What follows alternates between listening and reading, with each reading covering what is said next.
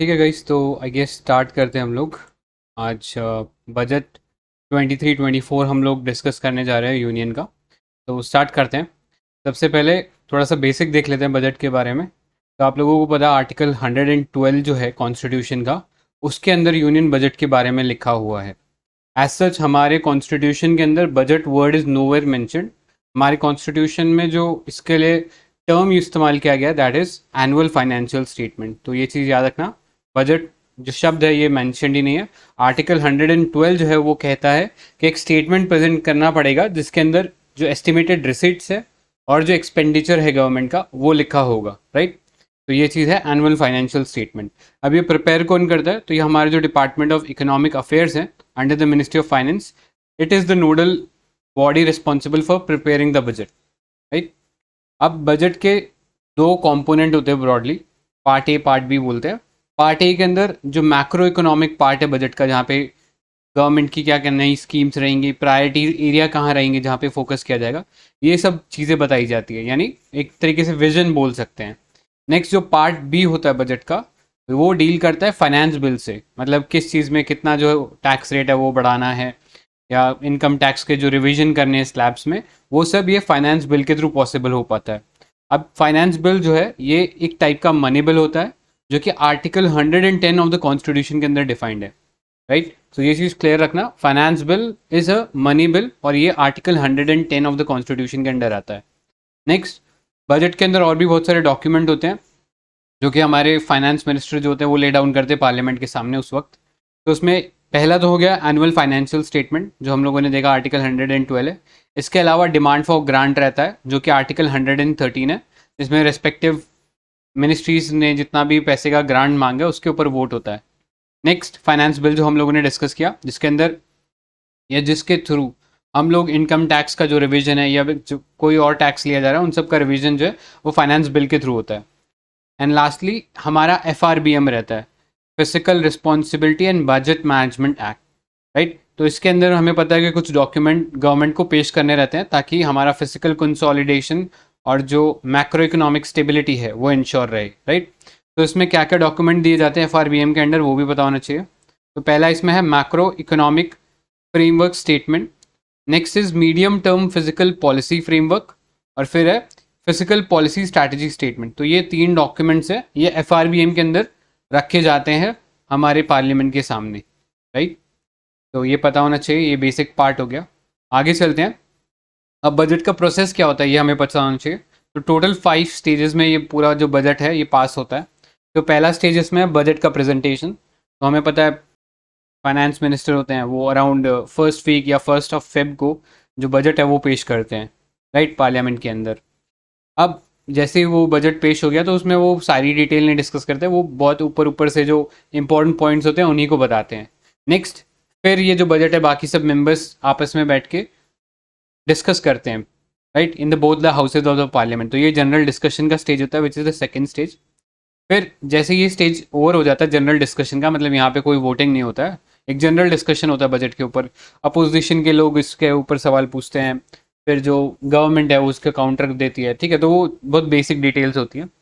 फिर बजट जो हाउस है, क्योंकि ये बजट सेशन के दौरान प्रेजेंट होता है, तो हाउस को एडजर्न कर दिया जाता है कुछ समय के लिए, जिस दौरान जो स्टैंडिंग कमिटीज़ रहती हैं, तो हमें पता है 24 स्टैंडिंग कमिटीज़ हैं पार्लियामेंट की जो कि रेस्पेक्टिव मिनिस्ट्री से जुड़ी हैं। तो वो मिनिस्ट्रीज से जो जुड़ी हुई डिमांड फॉर ग्रांट है उसको स्क्रूटिनाइज करती हैं। एंड एक बार जब वो स्क्रूटिनाइज कर लेती है तो हाउस को वापस से बुलाया जाता है, ठीक है, और समन किया जाता है और वहाँ पे फिर वोट शुरू होता है for demand for grants in the Lok Sabha, क्योंकि आपको पता है राज्यसभा का तो इसमें कोई रोल नहीं है। तो जो फोर्थ स्टेज है वो वोटिंग होता है in demand for grants in the Lok Sabha based on the report of the standing committees. तो ये फोर्थ स्टेज होता है। इसके बाद once this is done, finally जो अप्रोप्रिएशन और जो फाइनेंस बिल होता है इसे पास करना होता है। उसी के बाद जो है गवर्नमेंट एक्चुअली जितनी भी स्कीम्स के लिए पैसा चाहिए था वो यूज़ कर सकते हैं।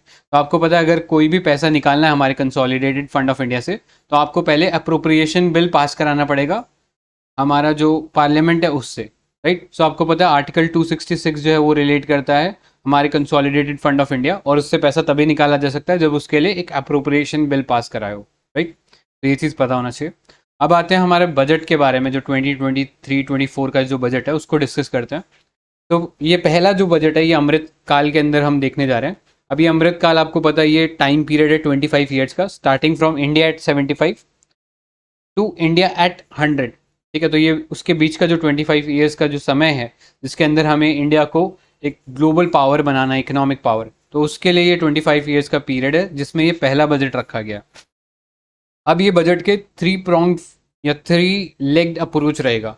ये थ्री लेग्ड अप्रोच क्या है, तो यहाँ पे लिखा देख सकते हो आप। पहला है opportunities for the citizens with focus on youth. तो यूथ के ऊपर फोकस रखते हुए हमें इस बजट को ड्राइव करना है। नेक्स्ट है growth in job creation, job create करनी है। And lastly strong and stable macro economic environment, right, कि कंट्री के अंदर एक ओवरऑल स्टेबिलिटी रहे जिसकी वजह से जो इन्वेस्टर्स हैं वो इंडिया में आना पसंद करें। तो ये तीन प्रोंग्ड अप्रोच बोल सकते हैं जो कि इस बजट में लिए गए हैं, अलॉन्ग विद 4 ट्रांसफॉर्मेटिव अपॉर्चुनिटीज़। अब वो 4 ट्रांसफॉर्मेटिव अपॉर्चुनिटी आप यहाँ देख सकते हो। पहला है economic empowerment of women. Next है पीएम विकास या पीएम विश्वकर्मा कौशल सम्मान। तो विश्वकर्मा आप एसोसिएट कर सकते हो, एक गॉड है जो कि कंस्ट्रक्शन वगैरह से रिलेटेड है, क्राफ्टमैनशिप से रिलेटेड है। तो ये पीएम विकास स्कीम भी जो क्राफ्टमैन है, जो आर्टिशियंस हैं, उन्हीं को टारगेट करती है।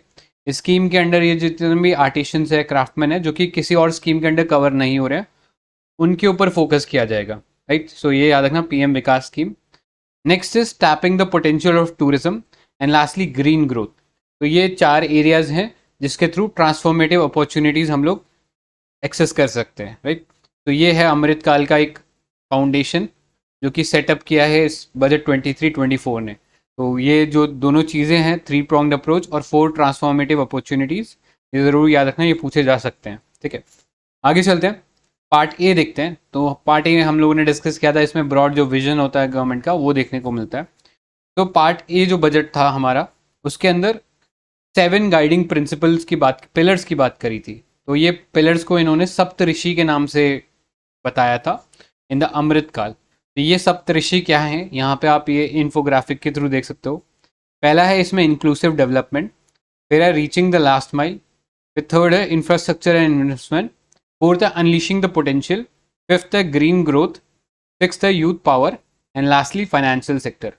तो ये टोटल 7 पिलर्स बोल सकते हैं इस part A of the budget के। अब एक एक करके देखते हैं कि इनके अंदर कंस्टिट्यूएंट क्या हैं, क्योंकि ऊपर से ब्रॉड कैटेगरी से तो नहीं पता लगेगा कि अंदर क्या बात हो रही है।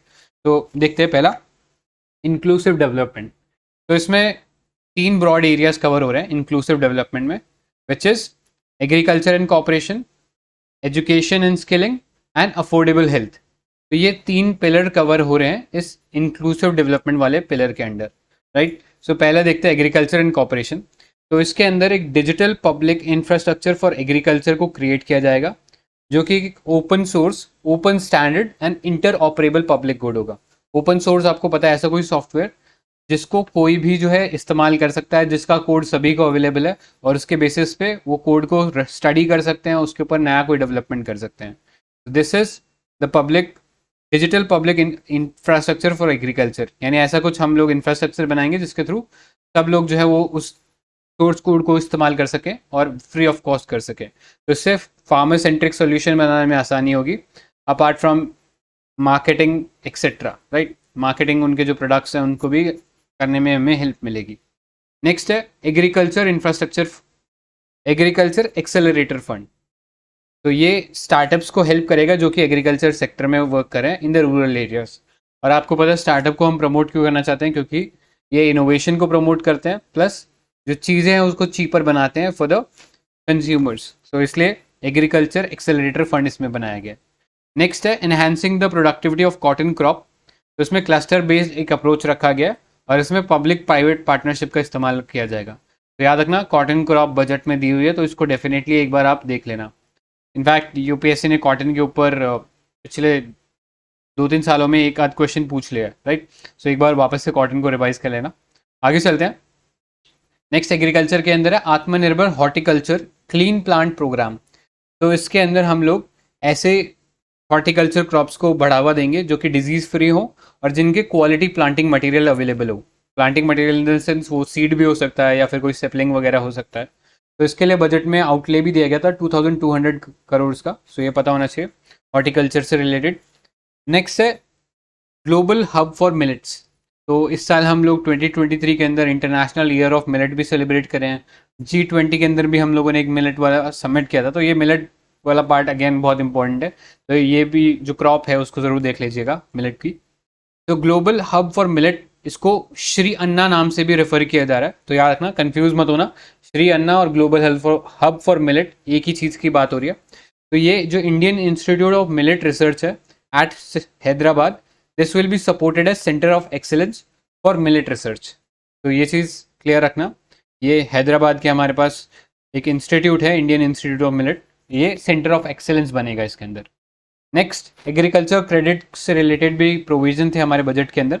तो 20 लाख करोड़ का जो क्रेडिट है वो एनिमल हस्बेंड्री, डेयरी और फिशिंग सेक्टर के अंदर दिया जाएगा। और एक सब स्कीम और बनाई गई है अंडर द पीएम मत्स्य संपदा योजना, जो कि फिशरीज से एसोसिएटेड है। तो this is about the agriculture credit. ये स्कीम को और डिटेल में देख लेना, अभी हम लोग नहीं देख पाएंगे, नहीं तो बजट नहीं हो पाएगा क्लियर हमारा। तो अभी हम आगे चलते हैं। नेक्स्ट, कोऑपरेशन के लिए गवर्नमेंट जो है प्रमोट करिए cooperative based economic development model. तो इसके अंदर एक सब प्रोग्राम जो प्राइमरी एग्रीकल्चर क्रेडिट सोसाइटी है उस पर भी फोकस रहेगा। तो गवर्नमेंट का कोशिश ये है जितनी भी हमारे 63,000 प्राइमरी एग्रीकल्चर क्रेडिट सोसाइटीज़ है उनको कंप्यूटराइज किया जाए। तो जनरली ये प्राइमरी एग्रीकल्चर क्रेडिट सोसाइटी है, ये थर्ड टीयर होता है इन एग्रीकल्चर क्रेडिट सोसाइटी का। पहला टीयर इसमें स्टेट हो जाता है, state agriculture credit society. Second tier district हो जाता है, और थर्ड टीयर जो है प्राइमरी एग्रीकल्चर यानी विलेज के लेवल पे जनरली देखने को मिलती है। यहाँ पे जो नियर बाय जो विलेज के जो लोग होते हैं वो आपस में आके एक म्यूचुअल बेनिफिट के लिए एक सोसाइटी क्रिएट करते हैं, जिससे वो फंड डाल के एक दूसरे को क्रेडिट से हेल्प करते हैं। तो ये चीज़ याद रखना, ये जो PACs होते हैं ये RBI के परव्यू के अंडर नहीं आते हैं, तो keep that in mind. Next, aim रहेगा कि हम जितने भी पंचायत हैं उनको कवर करें इन द नेक्स्ट 5 ईयर्स। तो यहाँ पे कोऑपरेटिव सोसाइटीज़ बनाई जाएगी। इनफैक्ट एम यही है कि हर जो पंचायत है उसके अंदर ये प्राइमरी एग्रीकल्चर क्रेडिट सोसाइटीज़ बनाई जाए। तो इसलिए ये याद रखना, इसको भी देख लेना, इकोनॉमी के अंदर ये भी इंपॉर्टेंट है, प्राइमरी एग्रीकल्चर क्रेडिट सोसाइटी। आगे चलते हैं। नेक्स्ट पार्ट था इसका अफोर्डेबल हेल्थ फॉर ऑल। तो यहाँ पे नर्सिंग कॉलेजेस का रेफरेंस दिया गया था कि हमारे पास नर्सिंग स्टाफ जो है उसकी कमी है, तो उसके लिए 157 जो न्यू नर्सिंग कॉलेजेस हैं वो बनाए गए हैं along with the existing 157 college since 2014। ठीक है, सो ये चीज़ याद रखना। नेक्स्ट, सिकल सेल एनीमिया है, इसके लिए एक एलिमिनेशन मिशन लॉन्च किया गया है। तो ये पता होना चाहिए सिकल सेल में दिक्कत क्या होती है। इसमें जो रेड ब्लड सेल होता है RBCs वो श्रिंक कर जाता है। ठीक है, जनरली लेट्स से अगर वो साइज़ ऐसा है उसका तो श्रिंक करके ऐसा हो जाता है, ठीक है, कनकेव हो जाता है। और इसमें जो ऑक्सीजन कैरिंग कैपेसिटी होती है ब्लड की वो कम हो जाती है, इसलिए ऐसे पर्सन को बहुत ज़्यादा फटीग महसूस होगा जो कि सिकल सेल एनीमिया से सफ़र कर रहा है। प्लस ये जो बीमारी है हेरिडिटी भी होती है, तो ये भी चीज़ याद रखना। तो इसको एलिमिनेट करने के लिए हम लोगों ने जो मिशन लॉन्च किया है उसका टाइम लिमिट है 2047 कि 2047 तक इसे एलिमिनेट करना है। नेक्स्ट इसमें कुछ इंपॉर्टेंट प्रोविजन है जो पता होना चाहिए, which is universal screening of 7 crore people in the age group of 0 to 40 years. तो याद रखना 0 to 40 ईयर्स का एज ग्रुप रखा गया जिनकी यूनिवर्सल स्क्रीनिंग होगी, और स्पेसिफिक फोकस जो है वो ट्राइबल्स के ऊपर रखा जाएगा, बिकॉज ट्राइबल्स में देखा गया है कि ये चीज़ है बहुत ज़्यादा प्रेवलेंस है इसका, राइट। इसके अलावा मल्टी डिसिप्लिनरी कोर्सेज बनाए गए हैं मेडिकल डिवाइसेस के ऊपर, और फार्मा इनोवेशन के लिए हम लोगों ने कुछ प्रोग्राम्स लॉन्च किए। तो अभी पता होना चाहिए जो मेडिकल डिवाइसेस हैं हमारे, जो ड्रग्स एंड कॉस्मेटिक एक्ट जो है 1940 का उसके अंडर आता है, तो ये चीज़ याद रखना। ड्रग्स एंड कॉस्मेटिक एक्ट 1940 उसके अंदर ही मेडिकल डिवाइसेस आते हैं। इनफैक्ट गवर्नमेंट जो है एक मेडिकल डिवाइसेस के ऊपर बिल लाने वाली है जिसके अंदर ये एक ऑल टुगेदर सेपरेट एक्ट बनेगा, बट अभी के लिए याद रखना मेडिकल डिवाइसेस इस ड्रग्स और कॉस्मेटिक एक्ट के अंदर ही आता है। आगे चलते हैं, एजुकेशन से रिलेटेड कुछ पॉइंट थे इसमें। तो पहला इसमें टीचर ट्रेनिंग के बारे में, that is the district institute of education and training, diet जिसे हम बोलते हैं, इनको डेवलप किया जाएगा इस vibrant institute of excellence for teacher training. तो डिस्ट्रिक्ट लेवल पे ये जो इंस्टीट्यूट है ये केटर करेंगे टीचर ट्रेनिंग के, तो ये चीज़ याद रखना। नेक्स्ट है national digital library for children and adolescence. तो एक डिजिटल लाइब्रेरी बनाने की कोशिश की जा रही है फॉर चिल्ड्रन एंड एडोलेसेंस। तो ये था पिलर 1 इंक्लूसिव डेवलपमेंट का। नेक्स्ट चलते हैं, प्रायोरिटी 2 देखते हैं, which is reaching the last mile. तो पहले ब्रॉड ओवरव्यू देख लेते हैं क्या क्या चीज़ें कवर्ड होगी रीचिंग द लास्ट माइल में। तो इसमें पहला है support for the poor pensioners, sorry prisoners है ये। नेक्स्ट है aspirational district programme and block programme. फिर है प्रधानमंत्री पीवीटीजी डेवलपमेंट मिशन। फिर है एकलव्य रेजिडेंशियल स्कूल्स। फिर है water for drought prone region. And then next is Bharat Shri. तो ये चीज़ याद रखना, भारत श्री थोड़े से इंपॉर्टेंट है। इसके अंदर हम एक शेयर्ड रिपोजिटरी बना रहे हैं of inscription of ancient time. Next PM Awas Yojana, तो ये आपको पता ही होगी। तो अब डिस्कस करते हैं इनके अंदर फर्दर और डिटेल्स क्या थी। तो पहला जो एस्पिरेशनल डिस्ट्रिक्ट प्रोग्राम है, जो कि आपको पता है नीति आयोग जो है रन कर रहा है अलॉन्ग विद सेवरल मिनिस्ट्रीज। तो ये कवर करेगा 500 ब्लॉक्स को for saturation of essential government services. तो जो भी गवर्नमेंट सर्विसेज है वो इन एरियाज के अंदर मिलनी चाहिए, ये आपको पता ही होगा। नेक्स्ट प्रधानमंत्री पीवीटीजी डेवलपमेंट मिशन। तो आपको पता है इंडिया के अंदर टोटल 75 पीवीटीजीज हैं, और सबसे ज़्यादा पीवीटीजी कौन से स्टेट में है? तो उसका आंसर उड़ीसा है। ठीक है, उड़ीसा में सबसे ज़्यादा पीवीटीजीज हैं। तो इसके लिए 15,000 करोड़ जो है वो अवेलेबल कराया जाएगा in the next 3 years under the development action plan for scheduled tribe. तो ये चीज़ याद रखना, नेक्स्ट 3 ईयर्स इसका टाइमलाइन रखा गया, और ये डेवलपमेंट एक्शन प्लान जो है वो शेड्यूल्ड ट्राइब्स के लिए रखा गया। राइट, सो थोड़ा सा पीवीटीजीज के बारे में देख लेना। ये एक्चुअली जो देवार कमीशन है उन्होंने रिकमेंड किया था कि एक सेपरेट कैटेगरी होनी चाहिए पीवीटीजीज के लिए। याद रखना, देवार कमीशन एसोसिएटेड है पीवीटीजी के क्लासिफिकेशन से। राइट, आगे चलते हैं। ट्राइबल से ही रिलेटेड एक और इसके अंदर स्कीम था जो कि रन हो रहा था, which was Eklavya model residential school. इसमें जो ट्राइबल बच्चे हैं उनके लिए हम लोग रेजिडेंशियल स्कूल ऑफर कर रहे थे। तो ये चीज़ याद रखना, अगले 3 सालों के लिए सेंटर जो है रिक्रूट करेगा 38,800 teachers to support 740 Eklavya model residential school. तो नंबर इंपॉर्टेंट नहीं है, बस ये याद रखना एकलव्य मॉडल रेजिडेंशियल स्कूल को भी प्रमोट किया जाएगा, उसके अंदर जो ह्यूमन रिसोर्सेज है उसका डेवलपमेंट किया जाएगा। Next, water for drought prone region. तो इसके अंदर अपर भद्रा जो प्रोजेक्ट है उसको सेंट्रल असिस्टेंस मिलेगी। तो ये चीज़ पता होनी चाहिए, अपर भद्रा जो है ये कर्नाटका का प्रोजेक्ट है। इसमें कर्नाटका के जो एरियाज़ हैं उनको जो भद्रा जो रिवर थी, तुंगभद्रा वाला जो रिवर है, उससे जो पानी है लिफ्ट इरिगेशन के थ्रू या लिफ्ट इरिगेशन फैसिलिटी के थ्रू प्रोवाइड किया जाएगा for irrigation in the northern Karnataka belt. Right, तो ये चीज़ याद रखना, कर्नाटका में है ये अपर भद्रा प्रोजेक्ट।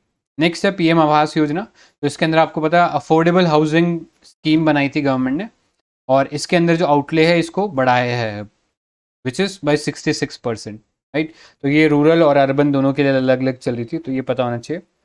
आगे चलते हैं, Bharat Shri, Bharat shared repository of inscriptions. तो इसके अंदर एक डिजिटल एपिग्राफिक म्यूजियम बनाया जाएगा जहाँ पे आप 1 लाख एंशंट इंस्क्रिप्शन को चेकआउट कर सकते हो। राइट, सो ये चीज़ याद रखना, भारत श्री, यहाँ पे हमारे जो एंशंट इंस्क्रिप्शंस है या जो टेक्स्ट है उसको आप एक्सेस कर पाओगे। राइट, सो इतना ही इसमें जानने लायक। आगे चलते हैं नेक्स्ट प्रायोरिटी या नेक्स्ट पिलर पे, which is infrastructure and investment. तो पहला इन्वेस्टमेंट के लिए कैपिटल जो इन्वेस्टमेंट है उसको गवर्नमेंट ने एनविसाज किया as the driver of growth and jobs. तो इसके लिए जो कैपिटल इन्वेस्टमेंट आउटले है is being increase to 10 lakh crore. तो ये जो है 3.3% होगा ऑफ द जीडीपी। तो ये चीज़ इंपॉर्टेंट है। हमारा जो इफेक्टिव कैपिटल एक्सपेंडिचर रहेगा that is budgeted to be 4.5% of the GDP. अब ये इफेक्टिव कैपिटल एक्सपेंडिचर क्या होता है?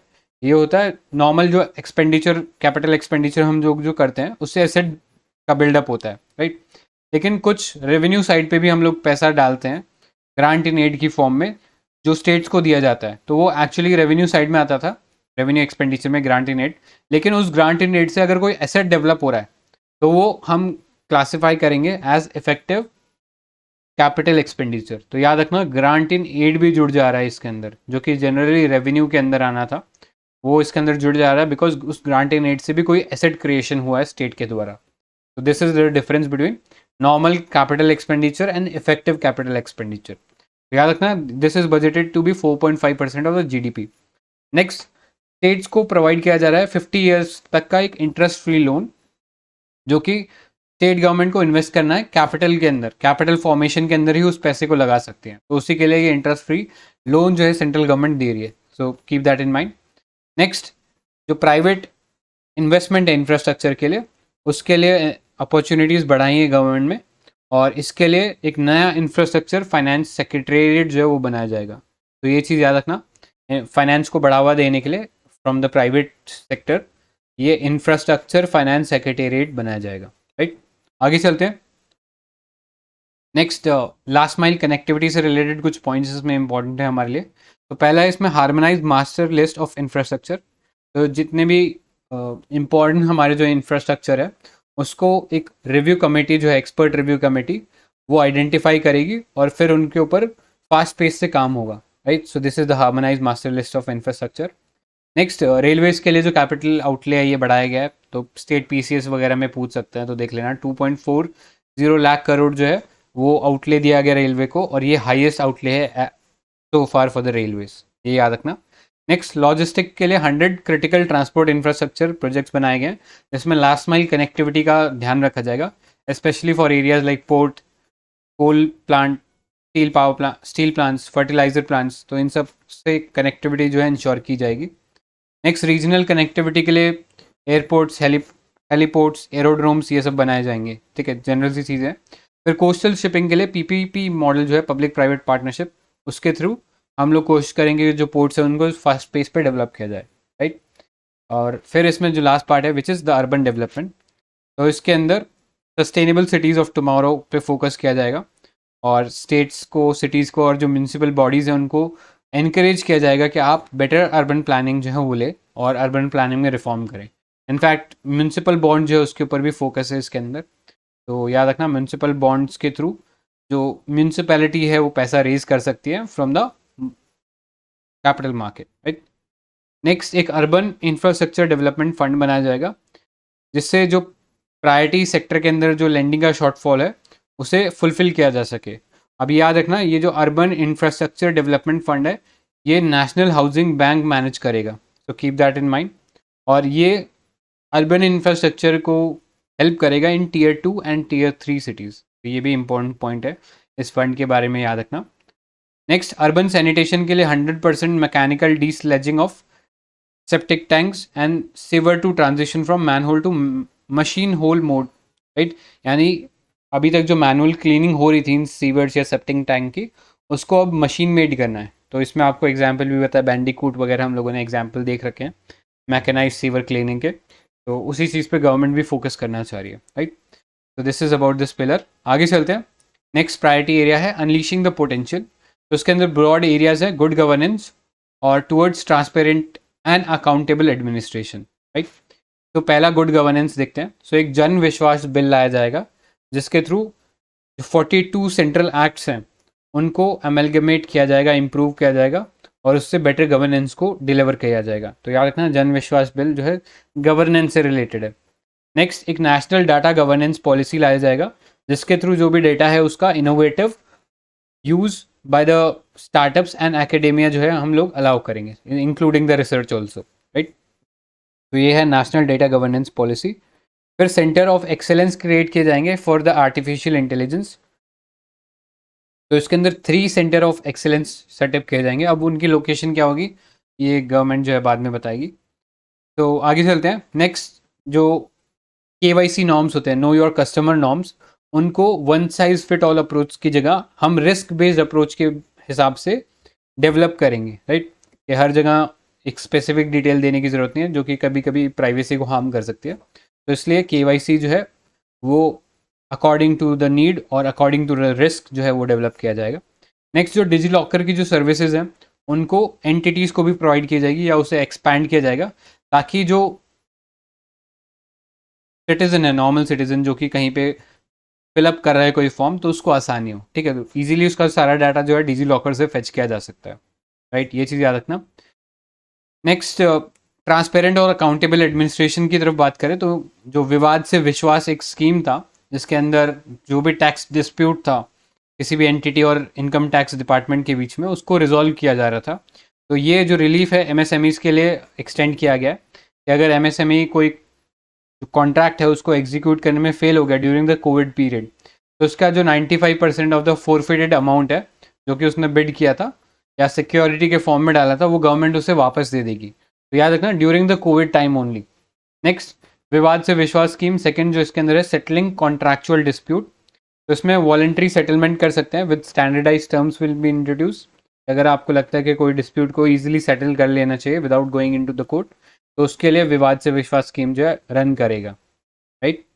तो ये इंश्योर करेगा जो पेंडेंसी है कोर्ट्स के ऊपर वो कम हो और फास्टर जो कॉर्पोरेट डिस्प्यूट्स है वो रिजॉल्व हो।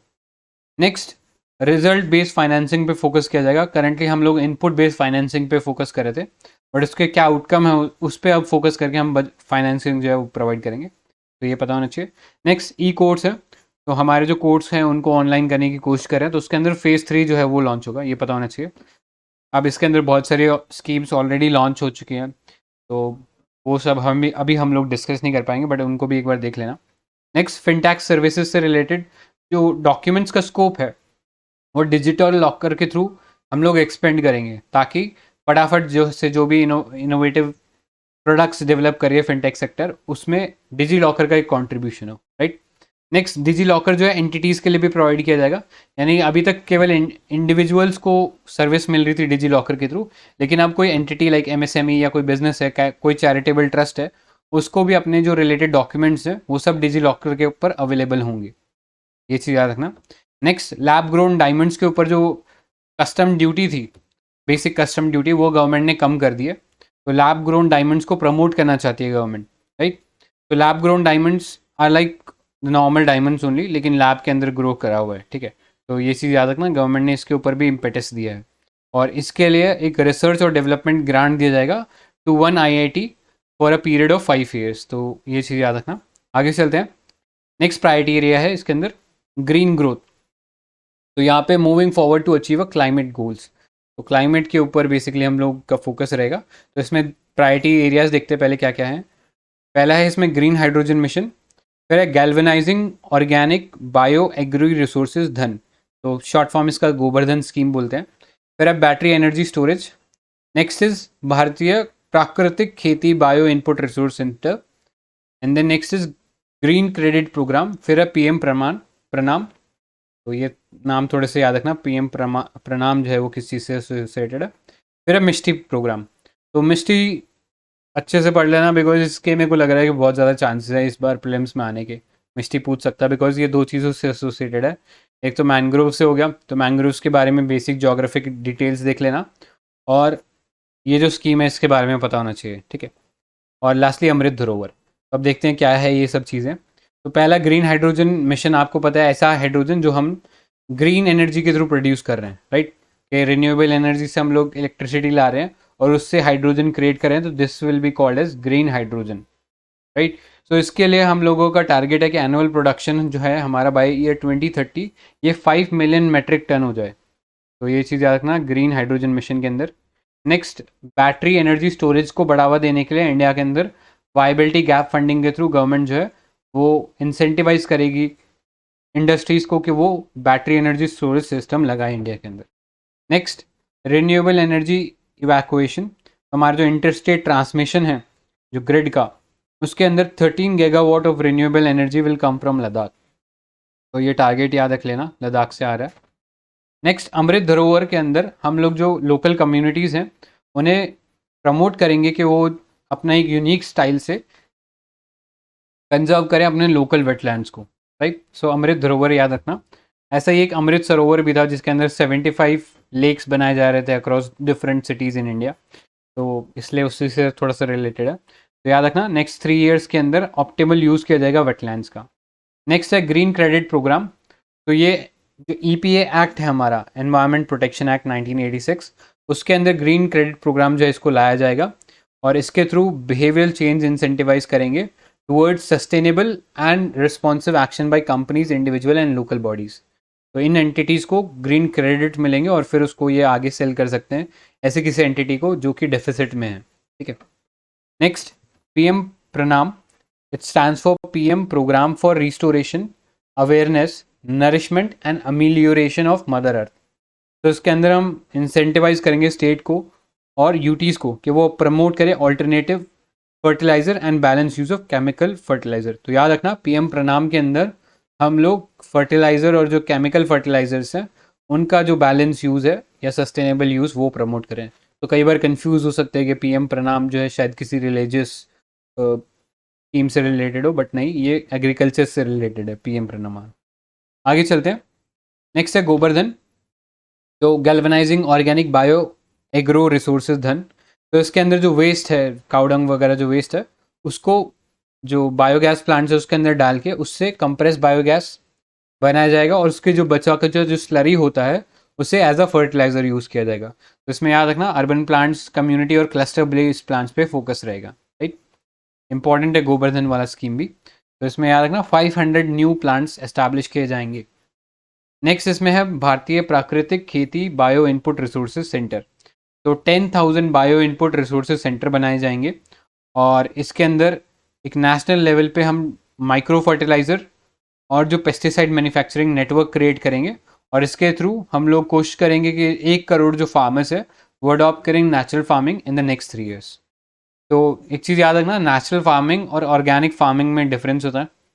नेचुरल फार्मिंग और ऑर्गेनिक फार्मिंग सुनने में काफ़ी सिमिलर लगते हैं, लेकिन डिफरेंस इतना ही है कि नेचुरल जो फार्मिंग है उसके अंदर बाहर से इनपुट नहीं ला सकते हो, सब जो इनपुट होगा वो लोकल होगा। बट ऑर्गेनिक फार्मिंग के अंदर हम बाहर से कोई ऑर्गेनिक इनपुट ला सकते हैं, ठीक है। तो ये चीज़ क्लियर रखना। तो ये था भारतीय Prakritik Kheti bio input resources centre. Next इसमें जो इम्पोर्टेंस की प्रोग्राम हम लोगों ने डिस्कस किया विच इज़ मिस्टी। तो इसमें mangrove initiative for shoreline habitats and tangible incomes. Mangrove जो प्लांटेशन है उसको प्रमोट किया जाएगा along the coast line and salt pans. तो आपको पता है लास्ट ईयर भी 2022 का जो प्रीलिम्स था उसमें मैंग्रोव्स के ऊपर सवाल था कि इनमें से कौन सा जो है वो किडनीज ऑफ द अर्थ हम लोग बोलते हैं, राइट। तो इस टाइप के सवाल मैंग्रोव्स पे कई बार पूछे जा सके हैं। तो आप एक्सपेक्ट कर सकते हो इस बार मिस्टी के ऊपर कुछ पूछ सकता है, या इन जनरल मैंग्रोव्स के ऊपर पूछ सकता है। तो एक तो देख लेना कौन कौन सी जोग्राफिकल एरियाज़ हैं जहाँ पे ये लोकेटेड हैं, ठीक है। और हमारे जो फॉरेस्ट सर्वे ऑफ इंडिया है, अगर आपने वो रिपोर्ट पढ़ा है तो उसमें आपने देखा होगा मैंग्रोव्स का जो एरिया है इंडिया के अंदर बड़ा है, which is a good thing. ये बेसिक फैक्ट मैंग्रोव के बारे में ज़रूर देख लेना, इसमें से सवाल आ सकता है। अब ये जो मिस्टी इनिशिएटिव है जिसके अंदर हम मैंग्रोव प्लांटेशन को प्रमोट करने वाले हैं, उसमें पैसा कहाँ से आएगा? तो हम कैंपा फंड का इस्तेमाल करेंगे। एंड अपार्ट फ्रॉम दैट जो मनरेगा जो स्कीम चल रहा है जिसके अंदर हम लोग रूरल एरियाज़ में एम्प्लॉयमेंट प्रोवाइड करें, उनका भी इस्तेमाल किया जाएगा। तो इसमें लेबर वर्क जो है वो शायद मनरेगा से कराया जा सकता है, राइट। तो this is about the MISHTI initiative. आगे चलते हैं। नेक्स्ट प्रायोरिटी है यूथ पावर। तो इसके लिए प्रधानमंत्री कौशल विकास योजना 4.0 जो है वो लॉन्च किया गया है। आपको पता ही है प्रधानमंत्री कौशल विकास योजना में स्किल डेवलपमेंट का काम करें, और इसमें रिकग्निशन है प्रायर लर्निंग, यानी अगर ऑलरेडी किसी के पास कोई स्किल है जो उसने किसी इनफॉर्मल सेक्टर में रहते हुए सीखा है, तो उसको हम डायरेक्ट सर्टिफिकेशन प्रोवाइड कर सकते हैं, ठीक है, आफ्टर टेस्टिंग। तो अब उसके अंदर एक नया चीज़ जुड़ने जा रहा है कि हम इंटरनेशनल अपॉर्चुनिटी प्रोवाइड कराने जा रहे हैं हमारे यूथ के लिए।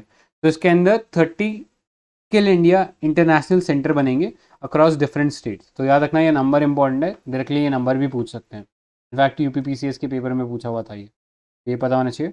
आगे चलते हैं। Next is unified skill India digital platform. तो इसके अंदर लिंक किया जाएगा एम्प्लॉयर्स को इंक्लूडिंग द एमएसएमईज, और इससे हम लोग एक डिमांड बेस्ड फॉर्मल स्किलिंग जो है उसको इंश्योर कर सकते हैं, राइट।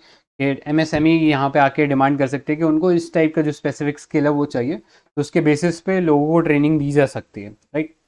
नेक्स्ट है national apprenticeship promotion scheme.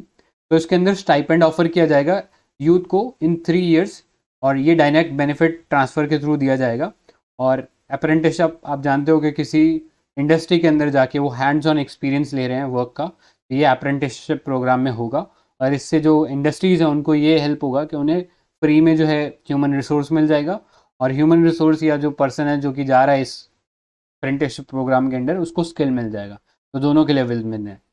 Next boosting tourism. तो एटलीस्ट 15 डेस्टिनेशन जो है they will be selected to basically develop as a complete package for domestic and foreign tourist.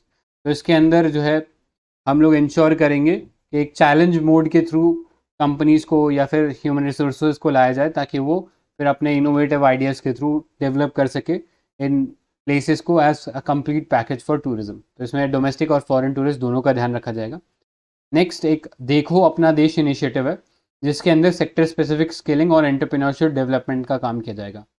Lastly इसमें एक वाइब्रेंट विलेज प्रोग्राम है, तो याद रखना वाइब्रेंट विलेज प्रोग्राम जो है ये टूरिज्म से रिलेटेड है, और इसके अंदर जो बॉर्डर एरियाज़ हैं या बॉर्डर जो विलेजेस हैं हमारी कंट्री के अंदर, उनके अंदर जो टूरिज्म इंफ्रास्ट्रक्चर और जो अमेनिटीज़ हैं उनको डेवलप किया जाएगा, राइट।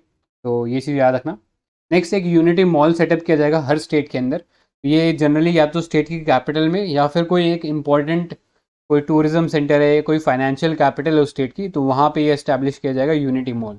अब ये यूनिटी मॉल में ऑफर क्या किया जाएगा, तो यहाँ पे उस स्टेट के जो भी ODOP प्रोग्राम जो चल रहा है, वन डिस्ट्रिक्ट वन प्रोडक्ट हम प्रोग्राम चला रहे हैं अक्रॉस द कंट्री, तो ये ODOP के जो भी प्रोडक्ट्स हैं उनको ऑफर किया जाएगा, या उस स्टेट में कोई GI प्रोडक्ट है उसको ऑफर किया जाएगा, या और कोई हैंडीक्राफ्ट है, right. So this is all that we are going to offer under this pillar. आगे चलते हैं। नेक्स्ट और लास्ट हमारा जो सप्तऋषि का जो प्रायोरिटी एरिया है which is the financial sector, तो इसमें क्रेडिट गारंटी दी जा रही है। पहला पॉइंट इसमें यही है कि क्रेडिट गारंटी दी जा रही है MSMEs को। अब नंबर याद रखना ज़रूरी नहीं है, बट देख लेना PCS वगैरह में पूछ लेता है। तो 2 लाख करोड़ जो है क्रेडिट गारंटी दिया गया है इसके अंदर, और ये कोलेट्रल फ्री दिया जाएगा। नेक्स्ट एक नेशनल फाइनेंशियल इंफॉर्मेशन रजिस्ट्री बनाया जाएगा which will serve as the central repository of financial and ancillary information. तो कीप दैट इन माइंड, ये एक सेंट्रल रेपोजिटरी रहेगा फाइनेंशियल और एंसिलरी इंफॉर्मेशन की, ठीक है। नेक्स्ट, और ये बनाया जाएगा in consultation with the RBI। तो कीप दैट इन माइंड, ये इंपॉर्टेंट है। तो याद रखना नेशनल फाइनेंशियल इंफॉर्मेशन रजिस्ट्री हो गया। नेक्स्ट इसके अंदर डाटा एम्बेसी का जो है वो एक स्टेटस दिया जाएगा। तो जो भी कंट्री, जो फॉरेन कंट्री जो कि ऐसे सोल्यूशन चाह रहे हैं जिसके डिजिटल कॉन्टिन्यूटी इंश्योर हो सके, उनके लिए गिफ्ट सिटी जो है हमारा गिफ्ट IFSC, उसको हम लोग डाटा एम्बेसी की तरह इस्तेमाल करेंगे कि वो अपना जो डेटा है यहाँ पे स्टोर कर सकते हैं और फिर इजीली यहाँ से ले जा सकते हैं। अदरवाइज डेटा लोकलाइजेशन जो नॉर्म्स है वो भी लगते हैं, तो यहाँ पे नहीं लगेंगे। तो याद रखना डाटा एम्बेसी का जो स्टेटस है ये गिफ्ट IFSC जो है इसको दिया गया है। नेक्स्ट, जो कैपेसिटी बिल्डिंग है इन सिक्योरिटी मार्केट, उसके लिए सेबी को एम्पावर किया गया है कि वो ह्यूमन रिसोर्सेज डेवलप करे using the national institute of securities market. तो याद रखना अगर किसी को सिक्योरिटी मार्केट में जाना है तो वो सर्टिफिकेशन ले सकता है from the national institute of security market, right. Next, digital payment के लिए जो फाइनेंशियल सपोर्ट दिया जा रहा था for the digital public infrastructure fund, वो कंटिन्यू रखा जाएगा with the government in the year 23-24, ये चलता रहेगा। नेक्स्ट एक इम्पॉर्टेंट स्कीम है जो पता होनी चाहिए, विच इज़ द महिला सम्मान सेविंग सर्टिफिकेट। तो ये एक one time small saving certificate है जो कि वुमेन को दिया जाएगा, या वुमेन जो है वो एक्सेस कर सकते हैं इसके अंदर, जो कि 2 साल के पीरियड के लिए अवेलेबल होगा अप टिल मार्च 2025। अब इसके अंदर फैसिलिटी क्या मिल रही है, तो यहाँ पे आप कोई भी डिपॉजिट है अप टू 2 लाख रुपीज़ वो एक वुमेन या गर्ल के नाम पे करा सकते हो for a tenure of 2 years at a fixed interest rate of 7.5%। तो 7.5% मतलब एक बहुत अच्छा इंटरेस्ट रेट दिया जा रहा है 2 साल के पीरियड के लिए, और कोई भी वुमेन जो गर्ल है या कोई वुमेन है उसको उसके नाम पे ये कराया जा सकता है, राइट। और इसमें पार्शियल विड्रॉल जो ऑप्शन वो भी अवेलेबल है, अगर किसी पॉइंट पे पैसा निकालने की ज़रूरत पड़ती है तो आप निकाल सकते हो, और जितना टाइम के लिए आपने पैसा रखा था उसके हिसाब से आपको 7.5% जो है उस पर ब्याज मिल जाएगा या इंटरेस्ट मिल जाएगा। तो कीप इन माइंड 2 साल के लिए ओपन है मार्च 2025 तक, टाइम पीरियड भी इसका 2 साल ही है। 2 साल तक आप 2 लाख रुपए तक का फंड जो इसमें डलवा सकते हो, इंटरेस्ट रेट मिलेगा 7.5%, और जो पार्शियल विड्रॉल है वो इसमें अवेलेबल रहेगा, ठीक है। नेक्स्ट है बेनिफिट फॉर सीनियर सिटीजन्स। तो सीनियर सिटीजन्स के लिए जो सेविंग स्कीम है उसको एनहांस कर दिया गया है, 15 लाख से 30 लाख तक इसके अंदर आप जो है फंड जमा करा सकते हो। तो यही था इसके अंदर जाने लायक। नेक्स्ट इसके अंदर जो फिजिकल मैनेजमेंट है, ये वाला पार्ट थोड़ा इंपॉर्टेंट है। ये हम लोग डिस्कस कर चुके हैं कि 50 ईयर का जो लोन, इंटरेस्ट फ्री जो लोन है वो स्टेट को दिया जाएगा फॉर कैपिटल एक्सपेंडिचर, ये हमने पहले ही देख चुके हैं। अब एक चीज़ और याद रख लेना, ये चीज़ इंपॉर्टेंट है, जो स्टेट का जो फिजिकल डेफिसिट है जो FRBM के अंडर भी गिवन है, तो उसके अंदर स्टेट का जो फिजिकल डेफिसिट है वो 3.5% of the state gross state domestic product जो है वो रह सकता है। अब ये जो 3.5% है इसके अंदर 0.5% पावर सेक्टर के अंदर अगर वो रिफॉर्म करते हैं तभी वो ये 0.5% का जो फिजिकल डेफिसिट है वो कर सकते हैं, राइट। तो कीप दिस इन माइंड, यही था फाइनेंशियल सेक्टर के बारे में, और ये सप्तऋषि थे हमारे। अब चलते हैं पार्ट B के अंदर। तो यहाँ पे थोड़े बेसिक डिटेल देख लेते हैं, ज़्यादा तो इसमें नंबर्स हैं जो काम के नहीं है हमारे। तो पहला है इसके अंदर जो इनकम टैक्स रिजीम था। आपको पता है कि एक नया इनकम टैक्स रिजीम जो है गवर्नमेंट लेके आई है। अब हमारे पास दो टैक्स रिजीम हो गए हैं, एक ओल्ड टैक्स रिजीम है और एक न्यू टैक्स रिजीम है, राइट। तो अब जो न्यू टैक्स रिजीम है वो डिफ़ॉल्ट टैक्स रिजीम बना के रख दिया गवर्नमेंट ने। तो लेट्स से अगर आप इनकम टैक्स फाइल करना शुरू करते हो इस साल से, तो आप बाय डिफ़ॉल्ट न्यू जो इनकम टैक्स रिजीम है उसके अंदर आ जाओगे। बट आपके पास ऑप्शन है कि आप स्विच कर सकते हो ओल्ड टैक्स रिजीम में, तो आपके पास ऑप्शन है, बट बाय डिफ़ॉल्ट गवर्नमेंट आपको न्यू इनकम टैक्स जो रिजीम है उसके अंदर ही डालेगी, राइट। अब उसमें क्या स्लैब्स है वो काम का नहीं है हमारे लिए, तो इसमें ज़्यादा सर खपाने की ज़रूरत नहीं है। नेक्स्ट, गवर्नमेंट जो है कंप्लायंस को इम्प्रूव करने के लिए एक कॉमन आईटी फॉर्म लाने की कोशिश कर रही है, राइट। तो इतना ही है इसमें जाने लायक। नेक्स्ट, हाँ, एक टर्म है इसके अंदर प्रिजम्पटिव टैक्सेशन। तो प्रिजम्पटिव टैक्सेशन का मतलब ये है कि आप पहले से ही गवर्नमेंट को जो है पैसा पे कर रहे हो based on your revenue only. यानी जनरली हम टैक्स कैसे पे करते हैं, हम देखते हैं हमारा कितना पैसा प्रॉफिट हुआ, कितना उसमें लॉस हुआ, उस सब को फैक्टर इन करके फिर फाइनली हम जो है टैक्स भरते हैं।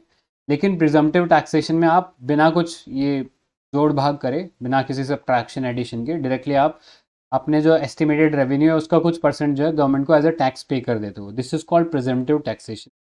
तो इसके अंदर जो माइक्रो एंटरप्राइजेज हैं जिनका टर्नओवर 2 करोड़ था और कुछ सर्टेन प्रोफेशनल जिनका टर्नओवर 50 लाख तक था, they can avail the benefits of presumptive taxation. अब उनको जो बार बार जो टैक्सेशन भरने का जो कंप्लायंस बर्डन था उसमें जूझने की ज़रूरत नहीं, डायरेक्टली रेवेन्यू का कुछ परसेंट है वो एज अ एडवांस टैक्स जो है वो भर सकते हैं। तो ये चीज़ याद रखना। नेक्स्ट, शुगर कोऑपरेटिव्स के लिए भी कुछ स्कीम्स लाए हैं, बट ये अगेन हमारे काम का नहीं है। ये सब नंबर्स हैं, बहुत ज़्यादा वेरी करते रहेंगे, so we don't need to remember this. Next, एक चीज़ याद रखना, ये अग्निवीर फंड, तो ट्रिपल ई का जो स्टेटस है ये एग्जेम्प्ट के लिए दिया जाता है। और ये जो अग्निवीर का जो कॉर्पस फंड है ये ऐसे लोगों के लिए तैयार किया गया था जो कि अग्निपथ स्कीम के अंदर एनरोल हो रहे थे, राइट। तो इसके अंदर जो फंड मिलता है वो फिर एग्जेम्प्टेड रहेगा सभी तरह के टैक्सेस से, तो कीप दैट इन माइंड। अब एक इम्पॉर्टेंट पार्ट देखते हैं कि पैसा कहाँ से आता है गवर्नमेंट के पास, राइट। तो इसमें पहले देखें where the money comes from. तो सबसे ज़्यादा जो मनी है वो हमारे पास बोरिंग से आ रहा है। 34% पैसा गवर्नमेंट के पास बोरिंग के थ्रू आ रहा है। नेक्स्ट, पैसा जो है इसके अंदर जीएसटी के थ्रू आ रहा है। टैक्स कलेक्शन, जो इनडायरेक्ट टैक्स कलेक्शन है हमारा जीएसटी, उसके थ्रू आ रहा है। फिर कॉरपोरेशन टैक्स और इनकम टैक्स जो है बराबरी पे है, 15% इक्वल है। तो कई बार क्वेश्चन पूछ लिया जाता है कि जीएसटी से पैसा ज़्यादा आ रहा है, कॉरपोरेशन टैक्स से ज़्यादा आ रहा है या इनकम टैक्स से ज़्यादा आ रहा है। तो आई होप यहाँ पे क्लियर हो गया होगा। इनका जीएसटी से ज़्यादा आ रहा है और फिर इनकम टैक्स और कॉरपोरेशन टैक्स जो बराबर है। फिर है हमारे पास यूनियन एक्साइज ड्यूटी 7%। फिर है नॉन टैक्स रिसीट्स जो कि 6% है। तो नॉन टैक्स रिसीट मतलब जो पीएसयूज डिविडेंड्स पे कर रहे हैं गवर्नमेंट को, वो सब जो है नॉन टैक्स रिसीट के अंदर आएगा। या फिर कोई और तरीके से गवर्नमेंट के पास किसी लेट्स से फाइनेंशियल प्रॉफिट जो है वो अक्रू हुआ किसी और पीएसयू के थ्रू, तो वो सब इसके अंडर आएगा। फिर कस्टम से आ रहा है 4%। And lastly non debt capital receipt, मतलब ग्रांट इन एड अगर कोई इंडियन गवर्नमेंट को मिल रही है तो वो सब इसके अंडर आ रही है, right. So this is how the funds come from. कई बार यही सब चीज़ें ऑर्डर में पूछ लेते हैं तो ये पता होना चाहिए। अब देखते हैं पैसा जा कहाँ रहा है। तो सबसे ज़्यादा पैसा हमारा इंटरेस्ट पेमेंट में जा रहा है, ठीक है, 20%। फिर सेकंड है इसके अंदर जो स्टेट का शेयर है टैक्सेस और ड्यूटीज़ के अंदर, आपको पता है कुछ फंड जो हमारा है वो टैक्स डिवोल्यूशन के अंदर जाता है, तो उसमें 18% जो कंट्रीब्यूशन जो है वो इसका रहता है। फिर है सेंटर सेक्टर स्कीम, तो 17% जो फंड है हमारा इसके अंदर जा रहा है। और आपको पता है सेंट्रल सेक्टर स्कीम वो स्कीम है जहाँ पे 100% जो फंडिंग है वो गवर्नमेंट ऑफ इंडिया करती है स्टेट्स को, राइट। या इन जनरल अगर कोई सेंट्रल गवर्नमेंट ही रन कर रही है तो वो सेंटर सेक्टर स्कीम के अंडर आएगा। फिर है सेंट्रली स्पॉन्सर्ड स्कीम, इसके अंदर 9% है, क्योंकि यहाँ पर स्टेट भी कंट्रीब्यूट करा है इसलिए ऑटोमेटिकली सेंटर का जो डिवोल्यूशन है वो कम हो जाएगा इसमें। नेक्स्ट है फाइनेंस कमीशन के द्वारा जो ट्रांसफ़र या जो ग्रांट्स बताए गए हैं उनके अंदर जो फंड जा रहा है वो 5th नंबर पे 9% पे आ जाता है। फिर है डिफेंस, फिर है सब्सिडीज एंड लास्टली पेंशन। तो this is how the fund that is accumulated by the central government goes, right. ये पता होना चाहिए, कई बार ये क्वेश्चन पीसीएस वगैरह में भी पूछ लेते हैं और प्रीलिम्स में भी पूछ सकता है, तो कीप दैट इन माइंड। ये ऑर्डर इनका याद रखना इंपॉर्टेंट है हमारे लिए, राइट। नेक्स्ट इनडायरेक्ट टैक्सेस अगर हम देखें तो इसमें वैसे कुछ ज़्यादा नहीं है खास हमारे काम का, बस कुछ ऑफेंसेस थे जीएसटी लॉ के अंदर जिन्हें डीक्रिमिनलाइज कर दिया गया है। तो गवर्नमेंट का आपको पता है प्रो बिजनेस अप्रोच रहा है, और उसमें जितने भी ये जो लॉज हैं रिलेटेड टू द इकोनॉमी, इन सबको गवर्नमेंट ने जनरली डीक्रिमिनलाइज कर दिया है, राइट। कि अब आप पेनल्टी भर दो और you are good to go. तो this is all you need to know about this. बाकी सेक्टर स्पेसिफिक प्रपोजल में ऐसा कुछ इंपॉर्टेंट नहीं है जो हमारे लिए देखने लायक है। जनरली जो चीज़ें थी हम लोगों ने ऑलरेडी डिस्कस कर लिया। तो बस ये दिमाग में याद रखना कि गवर्नमेंट का जो अप्रोच है वो प्रो बिजनेस अप्रोच रहा है। तो अगर कहीं पे भी आप फंसते हो तो आप एक इंटेलिजेंट गैस ये ले सकते हो कि गवर्नमेंट का प्रो बिजनेस अप्रोच है, जो भी बिजनेस को हेल्प करने वाला ऑप्शन लगता है उसको आप टिक कर सकते हो। तो with that we are done with the budget part.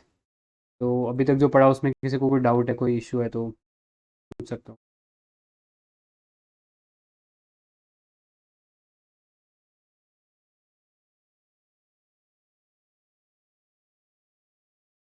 ठीक है, किसी को अगर कोई एडिशन नहीं करना है तो हम लोग यहाँ पे